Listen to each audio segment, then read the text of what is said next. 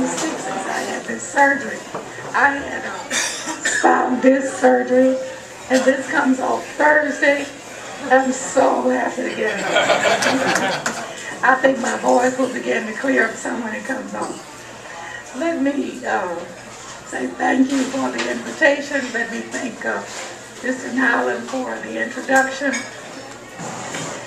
You know, I don't know that I have any explanation for believing in the rights of all people. All you have to do is look at me. I'm from Waco, Texas. I was born in Waco, Texas. And from years ago, long before most of you were born, I had to deal with separate schools where we got the books that were left over from the other schools. And we were always proud if we got a book that had all the pages in it. But that's what we had for our school. As a little girl, I said, when I get grown, I want to make sure that everybody has the rights that they deserve. And I have felt that way all of my life. And I think I'll spend the rest of it feeling the same way. So I don't think it's unusual, and I don't think it's special for me to feel that everybody deserves to have their respect and their rights. And so it hasn't been a struggle for me. Sometimes I've had to explain it, but it has not been a struggle for me to stand for rights. Okay. And I am proud to say that I work very closely with Barney Frank. I've had him come here. And Barney and I have a lot of good laughs, because sometimes he'll say, "You worse than me."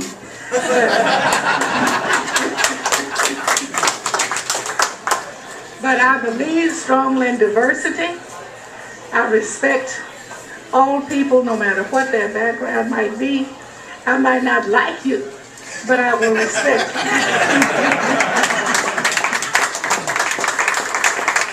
I have not liked this mission to destroy me that came on by the Dallas Morning News. And they're not going to force me to talk, because they're never going to say exactly what I tell them. And so I've just decided at the request of two of my attorneys, don't say anything. But there will be a time when I will tell the entire story, and it won't be like you've heard it. I couldn't believe they come up with this scholarship thing to do with Mr. O'Bannon.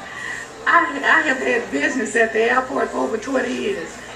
And he started working out there in 2002. I have had no control of my business since January of 1993. And I had to read in the paper what it was all about, because I have a trustee and it's in blind trust. But I never even mentioned it to Mr. O'Bannon's ex-wife, whom I know and was a neighbor, nor him, because I haven't even managed it since then. But that was a good way to try to put some false information out there. And I have to take it. I'm in this kind of business.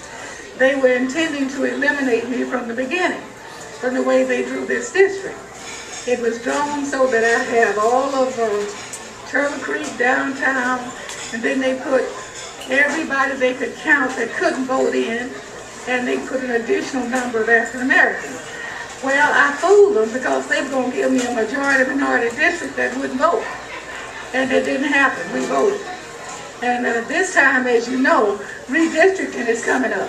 If they could eliminate me, they wouldn't have to have any Democrats in North Texas. And since I'm the only one, I'm going to stand and fight. And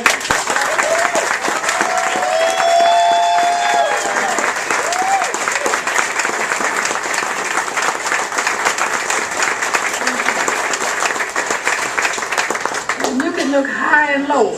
When you get ready to do something for this city, I'm the only one standing.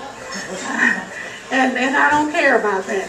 They call me tax and spend. I call them spend, spend, spend, and no tax. Because if they pay for it, we wouldn't be in this deficit. And so,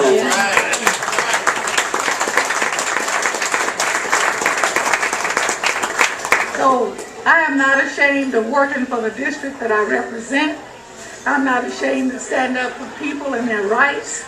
And I will always do it. It's just a part of me. I appreciate your support. And as a matter of fact, I remember when you first started having the fundraisers with all those great things you could bid on. I could never bid high enough. But when I first started going, elected officials at that time were ashamed to come out. Now they run over each other to try to get out there.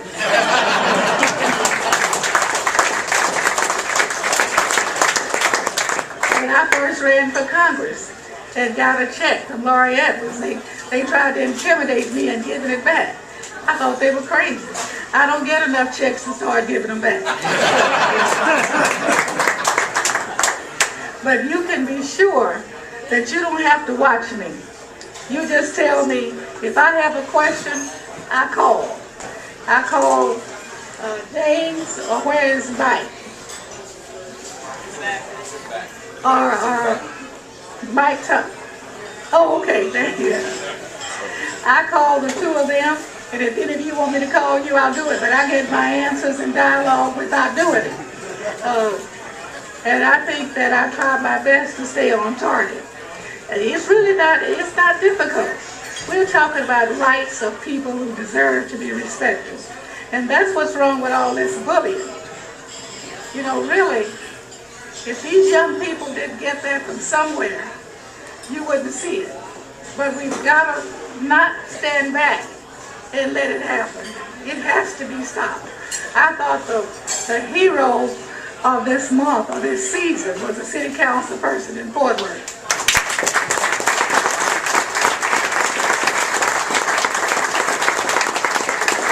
And I think he went a long ways in sensitizing people.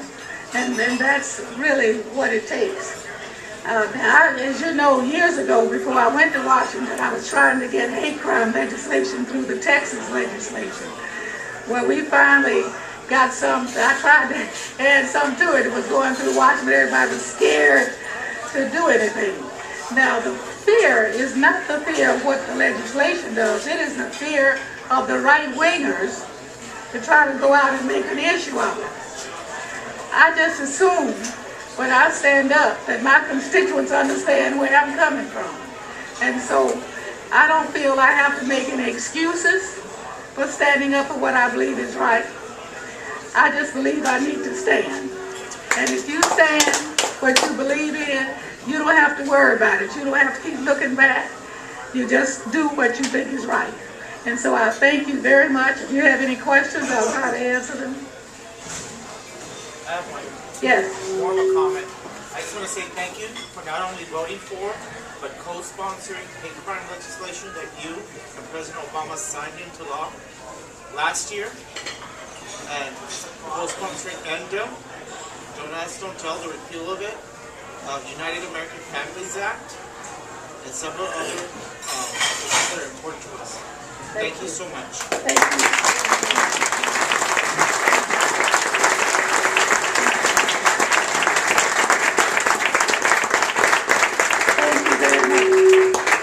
One request that I would have of you is stand. You know, God put us all here. And we all need to stand and be proud of what we are.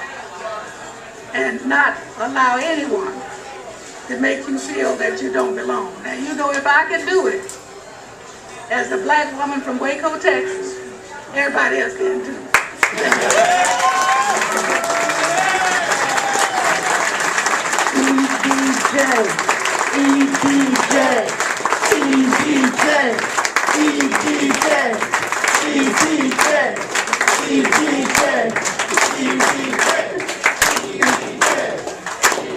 Thank you, Congresswoman. Thank you for all you do.